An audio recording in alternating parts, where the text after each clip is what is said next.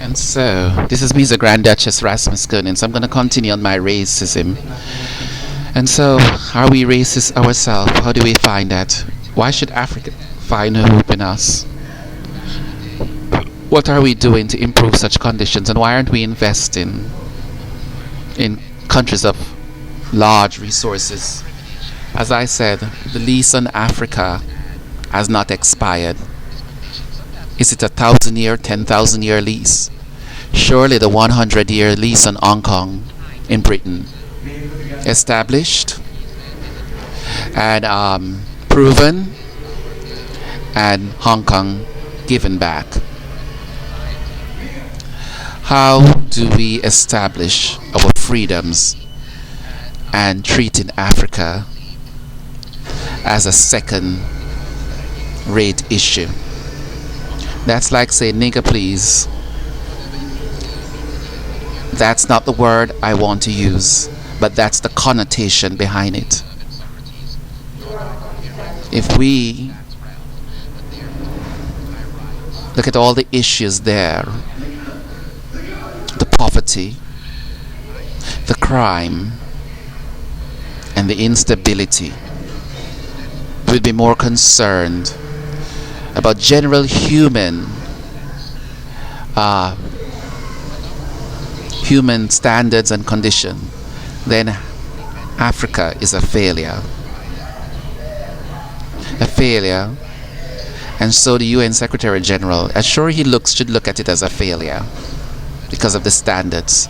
But we fight religion every day in the Middle East, and we fight the survival of other people to be.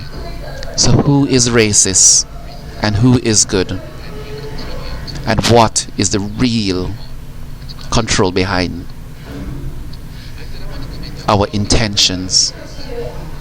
Maybe one day we should like to populate space and to dominate what we can dominate to control here is probably the main agenda in order to achieve some sort of unity and conformity above the earth. So we know that Africa is under our control already by handouts and by lease. Is that racist?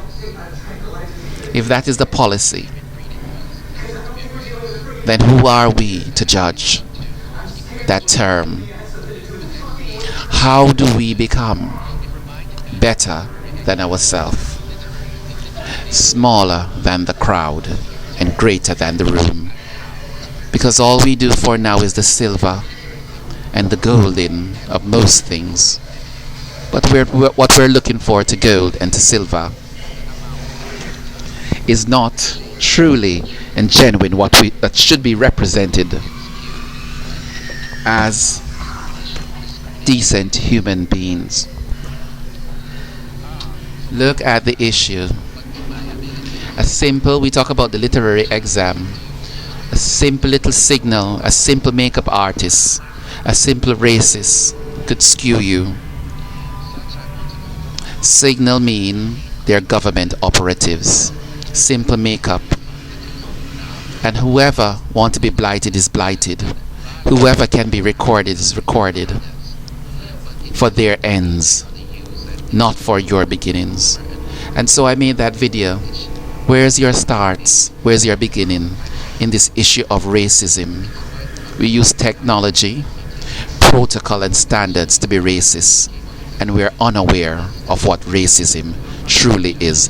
It lives in the hearts and mind still of people.